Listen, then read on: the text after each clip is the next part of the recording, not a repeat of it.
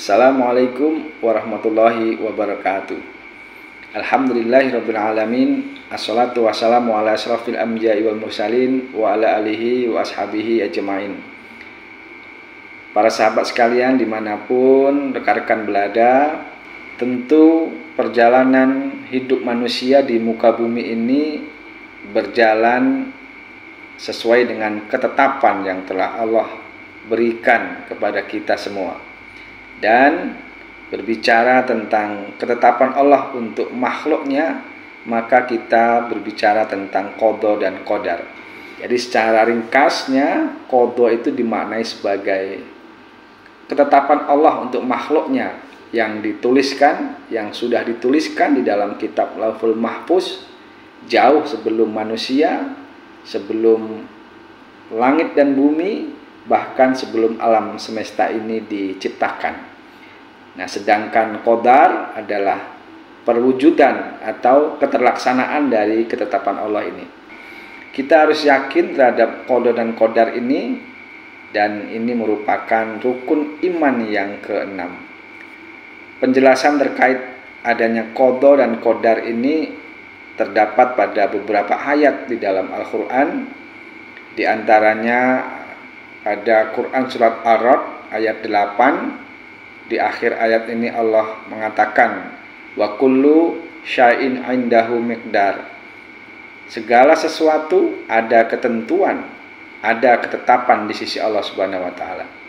Kemudian di dalam Quran surat Al-Ahzab ayat 38, di akhir ayat ini Allah berfirman, wa kana amrullahi qadaran maqdura.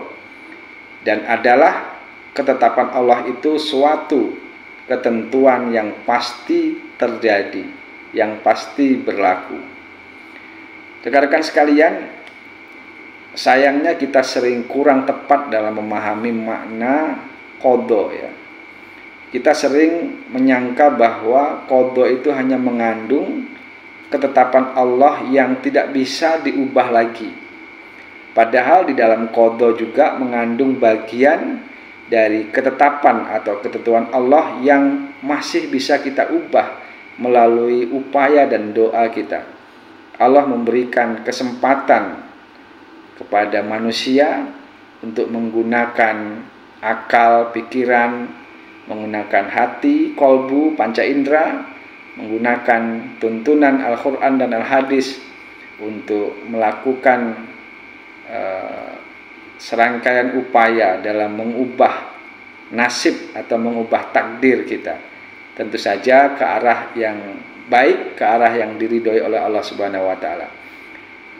Jadi sebenarnya di dalam qada itu mengandung ketentuan atau ketetapan yang sudah tidak bisa kita ubah lagi, yang kita kenal dengan istilah takdir mubram, dan juga mengandung bagian ketetapan atau ketentuan Allah yang masih bisa kita ubah lagi melalui usaha dan doa kita, yang kita kenal sebagai takdir mu'alak. Rekan-rekan sekalian, pada dasarnya penjelasan tentang qada dan qadar atau takdir ini ya sesungguhnya hanya bersifat takwil ya atau tafsir atas ayat-ayat mutasyabihat seperti yang disampaikan di awal tadi. Makna yang sebenarnya dari qada dan qadar tentu hanya Allah yang tahu. Manusia hanya berupaya untuk menakwil atau menafsirkan ayat-ayat tersebut dalam rangka untuk menemukan hikmah ya, atas hasil dari takwil yang dilakukan. Rekan-rekan sekalian, banyak peristiwa yang bisa kita temui dalam kehidupan ini yang merupakan takdir yang masih bisa kita ubah dan takdir yang sudah tidak bisa kita ubah. Sebagai contoh dalam peristiwa kelahiran, tentu saja kita tidak bisa merequest jenis kelamin kita saat lahir apa, kemudian kelengkapan fisik, warna kulit, bentuk hidung, suku, agama, bangsa, orang tua. Nah, hal-hal ini tidak bisa kita request, tidak bisa kita intervensi, dan ini adalah keputusan mutlak dari Allah Subhanahu wa taala. Ini yang dinamakan sebagai takdir mubram, takdir yang di luar kekuasaan kita. Allah yang memiliki hak prerogatif untuk menentukan ini semua. Nah, karena ini merupakan takdir mubram, maka kita tidak dimintai pertanggungjawaban nanti di yaumil akhir. Contoh berikutnya adalah dalam aspek jodoh. Di usia berapa kita akan menemukan jodoh, tentu itu adalah hak prerogatif Allah yang tidak bisa kita intervensi, tidak bisa kita request. Tapi bagaimana proses memilih jodoh? Apakah dengan cara yang baik atau dengan cara yang tidak baik? Tentu ini sangat tergantung oleh keinginan, oleh pilihan, dan oleh kehendak kita. Apakah kita memilih jodoh asal-asalan atau dengan mempertimbangkan nasihat dan tuntunan dari agama kita yang menyampaikan bahwa indikator utama dalam memilih jodoh adalah keimanan, kualitas ketakwaan calon jodoh kita, calon pasangan kita. Kemudian baru mempertimbangkan aspek lainnya seperti bibit, bebet, dan bobot, aspek kekayaan, kecantikan, ketampanan, dan seterusnya. Apakah kita menggunakan akal, pikiran kita, menggunakan hati nurani kita, menggunakan tuntunan agama, tuntunan Al-Quran dan Al-Hadis untuk membuat pilihan-pilihan, untuk membuat kehendak-kehendak atau tidak? Maka itu merupakan takdir mu'alaq, takdir yang masih bisa kita ubah melalui upaya kita. Dan inilah yang akan kita pertanggungjawabkan nanti di yaumil akhir.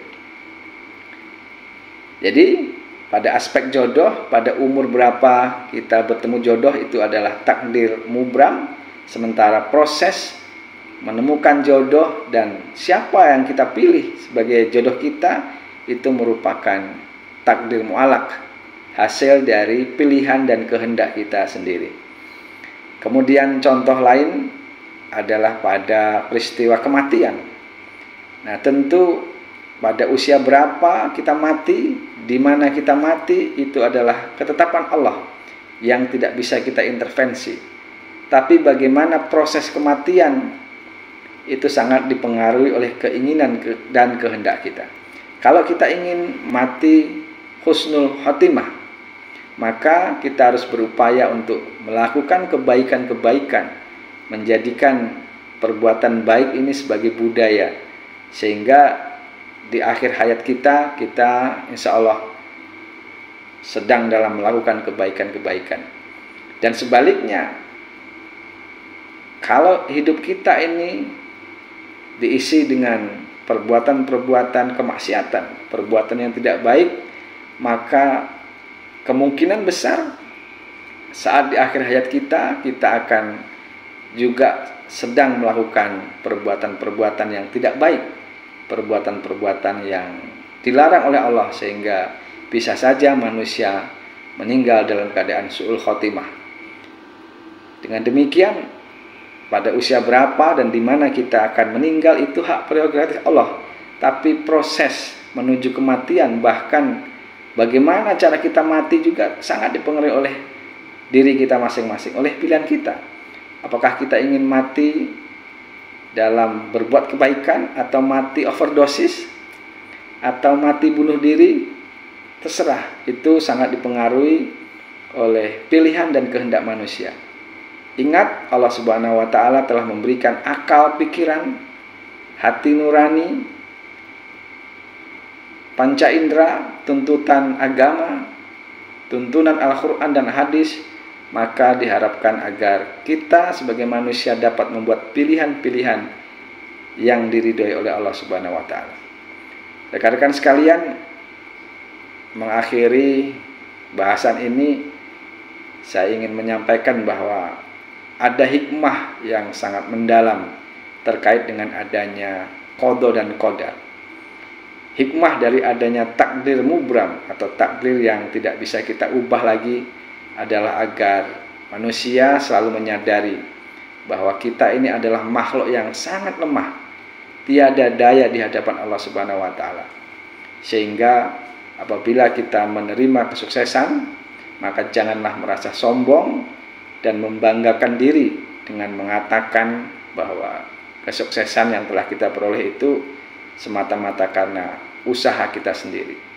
Dan sebaliknya, hikmah dari takdir mu'alaq, takdir yang masih bisa kita ubah adalah ketika kita menemui kegagalan atau menemui rintangan, hambatan, musibah, maka jangan berputus asa dengan cobaan tersebut. Yakini bahwa rahmat Allah masihlah banyak. Yang dibutuhkan hanyalah kita harus terus berusaha dan berupaya, serta diiringi dengan doa agar hidup kita, agar nasib kita, agar takdir kita menjadi lebih baik. Rekan-rekan sekalian, demikian pembahasan kita terkait dengan qada dan qadar. Semoga dapat memberikan pemahaman dan pengetahuan kepada kita semua. Saya akhiri. Assalamualaikum warahmatullahi wabarakatuh.